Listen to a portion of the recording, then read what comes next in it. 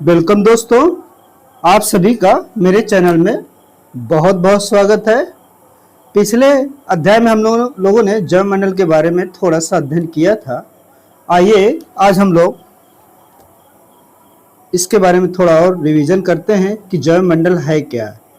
तो जैवमंडल को दोस्तों जीवमंडल भी कहते हैं, अंग्रेजी में इसे बायोस्फीयर भी कहते हैं। और जैवमंडल पृथ्वी का वह हिस्सा होता है जहां जीवन पाया जाता है। ठीक है दोस्तों, जलमंडल पृथ्वी की सतह, वायुमंडल और जलमंडल के उन सभी भागों को मिलाकर बनता है जिनमें जीव जंतु, पौधे, सूक्ष्म जीव आदि किसी न किसी रूप में क्या करते हैं, जीवन जीते हैं। ठीक है ना, इसीलिए दोस्तों इसे जीवन का क्षेत्र भी कहा जाता है। ठीक है, तो इस प्रकार दोस्तों हम देख सकते हैं कि जैवमंडल में तीन चीजों का अस्तित्व नजर आता है। पहला क्या है, एक तो आपको प्राणी मिलेंगे यानी जिसे जंतु बोल सकते हैं, दूसरा वनस्पति या वनस्पति जगत और पौधे, और तीसरा है सूक्ष्म जीव। ठीक है, ये तीनों किस क्षेत्र में आएंगे, तो दोस्तों ये तीनों जैवमंडल के जैविक घटक के अंतर्गत आते हैं। दोस्तों जैवमंडल को मुख्य रूप से दो संघटक होते हैं, एक होता है जैविक या जैविक संघटक, दूसरा होता है अजैविक या भौतिक संघटक। देखिए एक संघटक और होता है ऊर्जा संघटक, और ये जैवमंडल के भौतिक संघटक का ही भाग होता है। कई किताबों में क्या होता है कि इसके तीन संघटक दिखाए जाते हैं या बतलाए गए हैं। तो दोस्तों इसमें आपको कंफ्यूज बिल्कुल नहीं होना है, और आपको जब भी प्रश्न पूछे तो आपको बताना है कि जैवमंडल के मुख्य रूप से दो संघटक होते हैं, और जो ऊर्जा संघटक है वह जैवमंडल के भौतिक संघटक का ही भाग होता है। दोस्तों वायुमंडल की 5 परतें होती हैं, उनमें से जो उसकी पहली परत है क्षोभ मंडल, उसके बारे में आज हम लोग MCQ का अध्ययन करेंगे, और इसके बारे में अगर कोई और भी पॉइंट्स आते हैं तो उनका भी साथ ही साथ हम लोग अध्ययन करेंगे। ओके दोस्तों, तो इसमें जो पहला प्रश्न है कि क्षोभ मंडल किसे कहते हैं, तो दोस्तों जो क्षोभ मंडल होता है वो वायुमंडल का सबसे निचली परत होता है। जो पृथ्वी की सतह से जुड़ा हुआ परत होता है वो वायुमंडल, वह परत को क्या कहते हैं, क्षोभ मंडल कहते हैं। तो दोस्तों इसका सही उत्तर हो जाएगा बी कि क्षोभ मंडल किसे कहते हैं, कि पृथ्वी की सबसे निचली वायुमंडलीय परत को क्षोभ मंडल कहते हैं। ओके दोस्तों दूसरा प्रश्न है कि क्षोभ मंडल में वायुमंडल के कितना प्रतिशत द्रव्यमान का समावेश होता है। तो दोस्तों क्षोभ मंडल पृथ्वी की सबसे निचली परत होती है, और इसमें जहां तक द्रव्यमान की बात है तो आप लोगों को पता है कि वायुमंडल होता क्या है। वायुमंडल विभिन्न प्रकार की गैसों का एक आवरण होता है।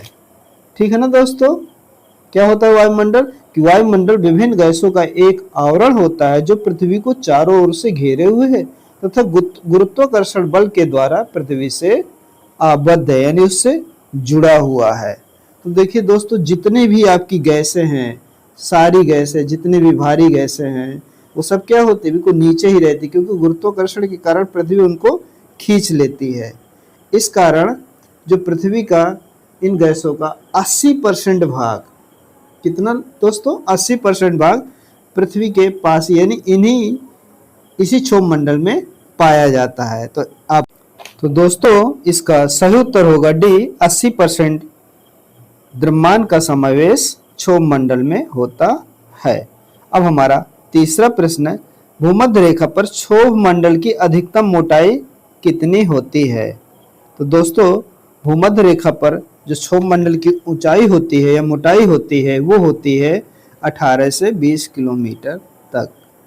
ऐसा क्यों होता है, तो दोस्तों हम लोग इसके बारे में अभी विस्तार से पढ़ेंगे कि देखिए ये सब ताप और दाब के कारण होता है। ठीक है, तो इसका सही उत्तर हो जाएगा कि भूमध्य रेखा पर क्षोभ मंडल की अधिकतम मोटाई कितनी होती है, तो इसका सही उत्तर होगा 18 से 20 किलोमीटर तक। ओके दोस्तों, अब हम चलेंगे अगले प्रश्न। चौथा प्रश्न, पोलों पर औसतन क्षोभ मंडल की मोटाई लगभग कितनी रहती है। तो देखिए पोल का मतलब है दोस्तों ध्रुवों पर। ध्रुव का मतलब एक उत्तरी ध्रुव हो गया, एक दक्षिणी ध्रुव हो गया। इन दोनों ध्रुवों पे देखिए बर्फ बहुत अधिक होती है, जिसके कारण क्या होता है वहां पे गुरुत्वाकर्षण के साथ साथ वहां पे तापमान भी बहुत कम होता है, जिसके कारण मोटाई कम हो जाती है। तो इसका सही उत्तर हो जाएगा कि 7 से 8 किलोमीटर। तो अगर प्रश्न आता है कि ध्रुवों पर कितनी मोटाई होगी यानी कि ऊंचाई होगी, तो 7 से 8 किलोमीटर हो जाएगा। और वही अगर आपका विषुवत रेखा पर पूछता है तो इसकी मोटाई हो जाएगी 18 से 20 किलोमीटर। ठीक है दोस्तों, यानी पोल से लेके विषुवत रेखा पर चलने पर इसकी मोटाई बढ़ती जाती है। आमतौर पर क्षोभ मंडल में 1 किलोमीटर ऊंचाई पर तापमान औसतन कितना घटता है। ठीक है, देखिए ये तापमान का सामान्य ह्रास दर है। जब भी आपको पूछा जाएगा कि तापमान का सामान्य ह्रास दर कितना होता है, तो आप बताएंगे कि 6.5 डिग्री सेंटीग्रेड 1 किलोमीटर ऊंचाई पर। तो इसका सही उत्तर समझ गए होंगे। 7वां है, क्षोभ मंडल और समताप मंडल के बीच की सीमा को क्या कहते हैं।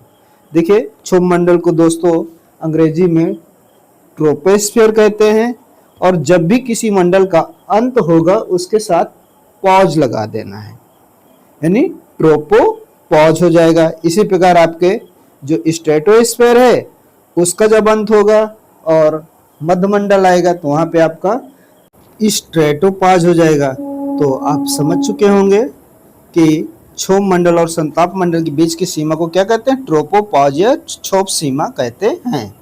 अगला है, निम्न में से कौन सा क्षोभ मंडल की विशेषता नहीं है। देखिए क्षोभ मंडल की सबसे बड़ी विशेषता है दोस्तों कि यहाँ मौसम की घटनाएं होती रहती हैं, ठीक है ना, और यहाँ हवा सबसे घनी होती है, भी सही है। ओजोन परत का अधिकतम घनत्व यही होता है। देखिए ओजोन परत तो दोस्तों हर परत में मिल जाएगा, लेकिन यह समताप मंडल पे इसका घनत्व सर्वाधिक मात्रा में होता है। तो यही आपका उत्तर हो जाएगा कि ये विशेषता नहीं है। जल वाष्प और बादल यहाँ अधिक पाए जाते हैं। तो 9th है, क्षोभ मंडल की सबसे ऊपरी परत ट्रोपोपॉज पर किसका प्रचलन समानता होता है। ठीक है, इसमें क्या है कि ए तीव्र ऊर्ध्वगामी धड़कन, ऊर्ध्वगामी गतियां कम होना और तापमान स्थिर होना, समुद्री तरंगे और सीधे सूर्य विकिरण का संचय। तो इसका सही उत्तर हो जाएगा दोस्तों बी वाला कि ऊर्ध्वगामी गतियां कम होना और तापमान स्थिर होना। ये क्षोभ मंडल के सबसे ऊपरी स्तर ट्रोपोपॉज की विशेषता है। जब हम दोस्तों ऊपर जाते हैं तो क्षोभ मंडल के बाद आता है समताप मंडल। वहां पे तापमान क्या हो जाता है, स्थिर हो जाता है उस मंडल पे। तो क्या क्षोभ मंडल जहां से समाप्त हो जाएगा तुरंत हो जाएगा क्या, बिल्कुल नहीं होगा। उन दोनों परतों के बीच में 1 से 1.5-2 किलोमीटर तक का एक पॉज पाया जाता है, जिसे क्षोभ सीमा भी कहते हैं। और इस स्तर पर जो क्षोभ मंडल के सबसे ऊपरी स्तर होता है वहां पे ये स्थितियां पाई जाती है, यानी तापमान स्थिर होने लगता है। 10वां है, निम्न में से कौन सी चीज क्षोभ मंडल प्रमुख रूप से घटित होता है। तो देखिए क्षोभ मंडल के जो प्रमुख रूप से घटित होने वाली बात है वो है मौसम वाला, कि बादल, वर्षा, तूफान, यानी मौसम होता है। सौर वायु प्रवाह का निर्माण बिल्कुल नहीं होता है। गामा किरणों का जो उत्सर्जन होता है वो कौन करता है, समझ सकते हैं आप लोग। सूर्य की किरणों में भी देखिए गामा किरणें होती है, और ये आयन मंडल पे ही देखिए क्या अवशोषित कर ली जाती है। उच्च ऊर्जा इलेक्ट्रॉन का संचार, ये भी देखिए आयन मंडल की विशेषता है। तो इसका सही उत्तर हो जाएगा बी, बादल, वर्षा और तूफान। तो क्षोभ मंडल के प्रमुख रूप से कौन सी घटना हो गई, ये बी वाला, मौसम, बादल, वर्षा, तूफान। 11वां है, क्षोभ मंडल में वायु दाब किस प्रकार ऊंचाई के साथ बदलता है। देखिए जो जो ऊंचाई बढ़ेगी तो वायु का घनत्व क्या होगा, घटता जाएगा।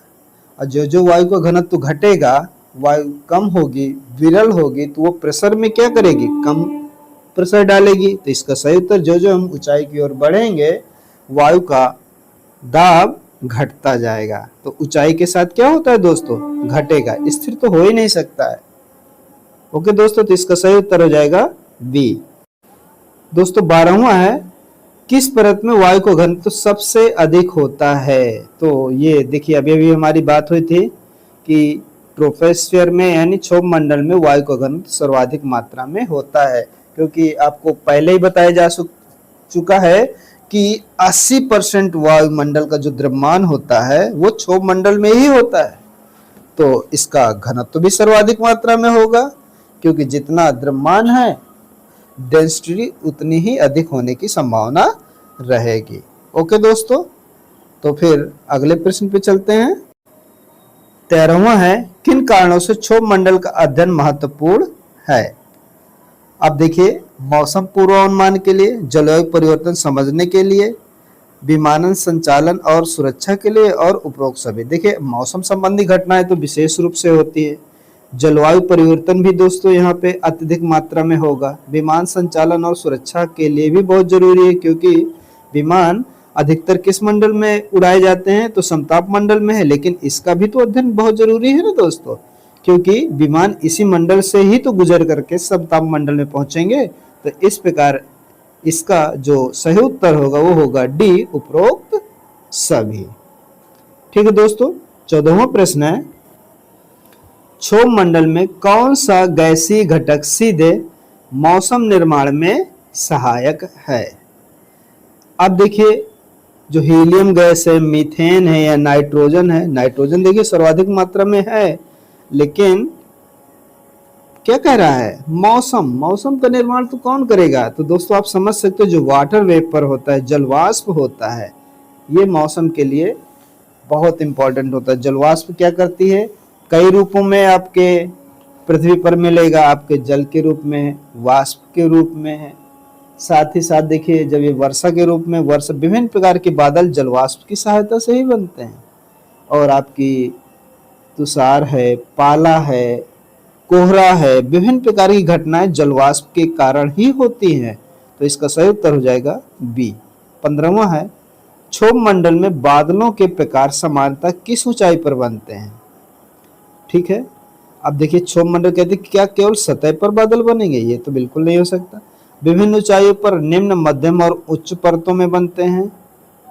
ठीक है, केवल ट्रोपोपॉज के ऊपर केवल समताप मंडल। तो देखिए बादल जो है ना विभिन्न ऊंचाइयों पर बनेंगे क्षोभ मंडल में, और ये निम्न भी बनते हैं, मध्यम भी बनते हैं और उच्च परतों में भी बनते हैं। तो इसका सही उत्तर क्या हो जाएगा, बी। और ट्रोपोपॉज के ऊपर क्या बादल बनेंगे, वो तो समताप मंडल होते हैं, वहां पे तो बादल रहित होते हैं। लेकिन हाँ, एक चीज जरूर ध्यान रखिएगा दोस्तों कि समताप मंडल में भी एक बादल पाया जाता है, उसके बारे में जब हम समताप मंडल में पढ़ेंगे तो हम बताएंगे।